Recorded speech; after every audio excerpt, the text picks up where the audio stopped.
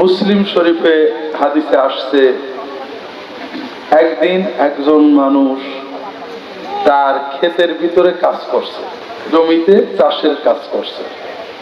এমন সময় মেঘের ভিতর থেকে আওয়াজ শুনলো, ইসকে হাদিকাতা ফুলান। কেউ যেন মেঘের ভিতর থেকে বলছে যে অমুক লোক, একটা নাম ধরে বলছে যে অমুক লোকের জমিতে যে পানি দাও। তখন ওটা মেঘের দিক তাকিয়ে দেখে মেঘটা ভাসতে ভাসতে ওই দিক চলে যাচ্ছে। ওর খুব কৌতূহল যে মেঘের থেকে আওয়াজ শুনলাম, আবার মেঘ ভেঙে ওই দিক চলে যাচ্ছে। তো ও নিজের জমি ফেলে মেঘের পিছে পিছে হাঁটা শুরু করলো। মেঘ উগাচ্ছে ও যাচ্ছে। কিছু দূরে যে দেখে যে মেঘের পানিগুলো গপ গপ গপ গপ করে একটা মাঠের ভিতরে পড়লো, একটা খাল মতো, সেখানে পানিগুলো পড়লো। পানিটা ড্রেন হয়ে একটা জমির ভিতরে যাচ্ছে, পুরো পানিটা ওই জমিতে চলে যাচ্ছে। আর ওই জমির ভিতরে একটা লোক কোদাল নিয়ে কেটে কেটে পানিটা বান দিয়ে দিয়ে ঠেকাচ্ছে।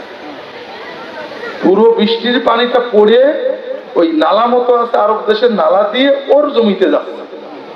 আর ও তাড়াতাড়ি কোদাল দিয়ে পানি চারিদিক আটকাচ্ছে। আর কোনো মানুষ আশেপাশে নেই, আর পানিটা ওর জমিতেই গেল সব।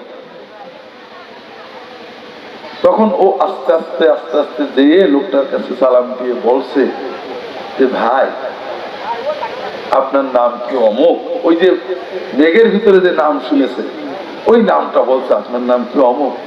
বলে যে হ্যাঁ ভাই, আমার নাম তো অমুক। কেন ভাই, কোনো সমস্যা আছে? বলছে না, সমস্যা নেই, আপনার নাম যেহেতু পেয়ে গেলাম তাহলে আমি বিষয়টা বলি। আমি ভাই ওই দিকে ওই দূরের মাঠে আমার জমি আছে, আমি জমিতে চাষ করছিলাম। হঠাৎ মেঘের ভিতরে শব্দ শুনলাম যে মেঘের ভিতরে কেউ যেন বলছে অমুকের মাঠে পানি দাও।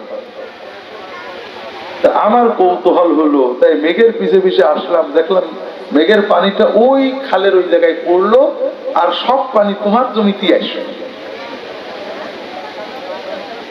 আমি বুঝলাম মনে হয় তুমি ওই লোক। বলে ভাই হ্যাঁ, আমি তো ওই লোক, আমার নাম ওই। তা ওই যে লোকটা মেঘের পিছে পিছে আসলো, সে প্রশ্ন করছে, আচ্ছা ভাই কিছু মনে করো না, এই যে মেঘ তোমার পানি দিল খাস করে, আচ্ছা তুমি কি করো, কি নেক আমল করো, আমার একটু বলো তো। বলে ভাই তেমন তো কিছু না, তবে আমি সবসময় আল্লাহর সাথে একটা কন্ট্যাক্ট করে রাখছি। আমার খেতে যা ফসল হবে আমি 3 ভাগ করে ফেলি। 1 ভাগ আমি গরিব দুঃখী এতিম বিধবা আত্মীয় স্বজন আমি মানুষের দিই, আর 1 ভাগ নিজে খাই, আর 1 ভাগ আমি বীজ হিসেবে জমির জন্য রেখেছি। এই কাজটা আমি সবসময় করি। আপনারা কেউ সুবহানাল্লাহ বলেন? আমাদের নরিদের লোকরা সুবহানাল্লাহ চেনেই না। আমি যদি বলতাম আকাশ দিয়ে উড়ে যাচ্ছে, তাহলে বলতো সুবহানাল্লাহ। আকাশ দিয়ে উড়ে যাওয়া পাখিতেও পারে, পাখি তো আল্লাহর বড় ওলি। আকাশ দিয়ে উড়ে যাওয়া হিন্দু পারে না? হিন্দু যারা ওই যে সাই বাবা গোসাই বাবা শুনে দেখেন কত কারামতির গল্প শুনবেন না? আসল যেটা আল্লাহ খুশি হয়,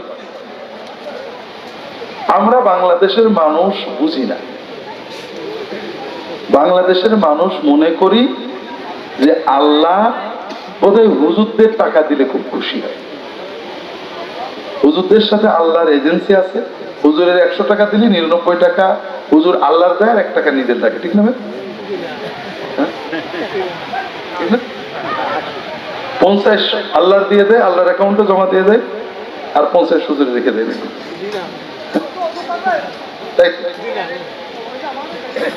আল্লাহ খুশি হয় যেটা, এটা আমরা বুঝি,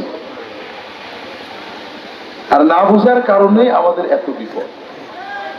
ওই লোকটা দেখেন, দুনিয়াতে যদি বরকত পেতে হয়, ওই লোকটা কোথাও বৃষ্টি হলো না, বৃষ্টিটা পড়লো কার জমিতে? কি করে? পীর সাহেবের মুরিদ, হুজুর দোয়া করে দিতেছে, হুজুরের হাতে এত বেশি করে দেয়, খুব বেশি তাহাজ্জুদ পড়ে, নফল রোজা রাখে, কি করে? মাঠে কাজ করে, জমিতে চাষ করে, ফসল হইলে এক ভাগ নিজে খায়, এক ভাগ বীজ রাখে, আর এক ভাগ গরিব দুঃখী এতিম ভাই বোন আত্মীয় স্বজনের কথা বুঝলেন। আর এই যে গরিব দুঃখী এতিম আত্মীয় স্বজন ভাই বোনের দেয়, এই জন্যই আল্লাহ খুশি হয়ে তাকে এত বরকত দেয়।